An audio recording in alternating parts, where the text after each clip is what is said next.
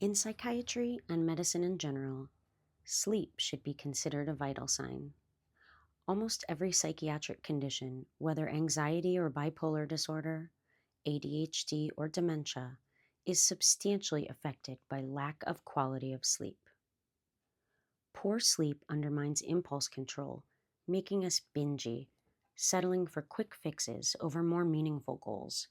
Harder stuff takes perseverance and discipline, that is, impulse control.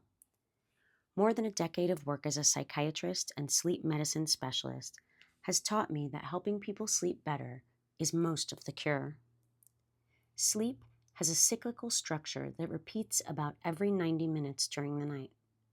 Stages 1 and 2 are light sleep, followed by stage 3, or slow wave sleep, and last, REM, or dream sleep. Notably, slow wave occurs predominantly in the first half of the night, dream sleep more in the morning hours.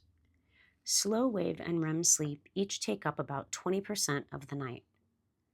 Early in the night, as you enter deep sleep, brain and metabolism slow, and it's hard to wake up. If you do wake, you're slow and confused. During deep sleep, the brain does massive maintenance work, cleaning out the byproducts of a day's worth of thinking. Among these are two proteins, tau and beta amyloid, accumulations of which are seen in brain cells of people with Alzheimer's disease. Lack of deep sleep is associated with earlier onset dementia. In my practice, improving people's deep sleep has slowed, even reversed cognitive decline. Not many interventions can make that claim. Deep sleep is also essential for memory formation and processing. The more you think or learn by day, the more deep sleep you need that night. Your brain moves memories from temporary to permanent storage and clears space for new information. People asked to remember pairs of words remember more in the morning if they get more deep sleep at night. So be sure to sleep well before tests of memory. Spatial memory, required for navigating about town or remembering where you put the car keys, is also linked to slow wave sleep. Notably, a loss of spatial orientation is an early symptom of dementia. Since normal aging is associated with a decrease in slow wave sleep at night, do everything you can to get it while you can. Deep sleep also renews metabolism, restoring insulin sensitivity to provide energy and boost immune function. After the first period of deep sleep, usually 90 minutes after falling asleep, the brain enters REM sleep. Cycles of REM are short at first and lengthen toward the morning. Think of REM sleep as the ultimate virtual reality experience. You're basically awake. Brain waves mimic those of wakefulness, but the body is paralyzed so you don't act out your dreams. It's easiest to wake during REM sleep. In REM sleep, the brain is totally active, albeit internally. Heart rates and breathing rates vary as we go through the internal experience of our dreams. Men can get an erection. The body will hit a temperature low for the entire day. While most muscles are paralyzed, airway muscles can become softer, leading to sleep apnea. During REM sleep, the brain rehearses procedural memories like swimming or swinging a tennis racket. That's why getting good sleep boosts physical performance. What's more, the brain gets a large dose of psychotherapy. We replay and process emotional memories, make sense of daily emotional experiences, and simulate future situations and interactions. REM sleep is also a source of human creativity. Imaging studies show the brain testing out new conditions during REM sleep, which is why dreams can feel random, emotional, even outlandish. Yes, people score higher on creativity tests following more REM sleep.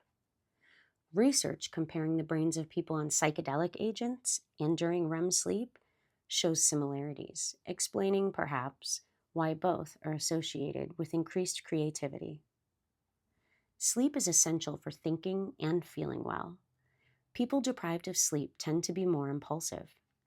Internally, impulse control helps you harness runaway thoughts of anger, anxiety, and sadness. Moods are more intense and tempers shorter after a night of poor sleep.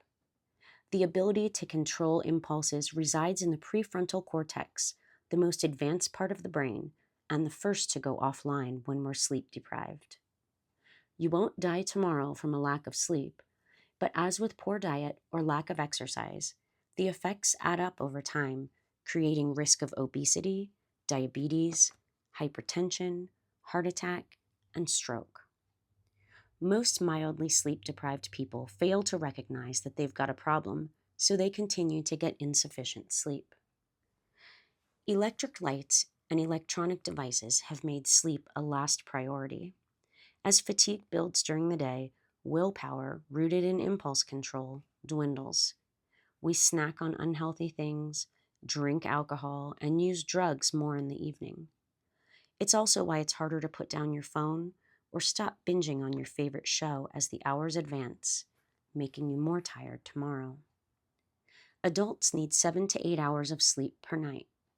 Human nature being what it is, if you aim for 8, you're likely to get 7. It's best brought on by a winding down routine, slowing down, dimming lights, and putting down phones. Sleep loves rhythm, so regular bed and wake times are essential, without much drift on the weekends. Earlier to bed tends to boost slow wave sleep. Getting enough sleep overall tends to boost REM sleep. There's one more thing that good sleep needs: silence. Unfortunately, digital technology has ended boredom, which previously afforded time to think about a conversation we had, an upcoming meeting, or future plans. That thinking needs to happen sometime, and the only time our brains have left to freely roam now is before we fall asleep. That's a recipe for insomnia. If you want to sleep better at night, give yourself a chance to think earlier in the day. Stare more. Distract yourself less. A meditation practice can be a great cure for insomnia. More silence in your day will deliver better nights. This article was written by Alex Dimitriu, MD. He's the founder of Menlo Park Psychiatry and Sleep Medicine.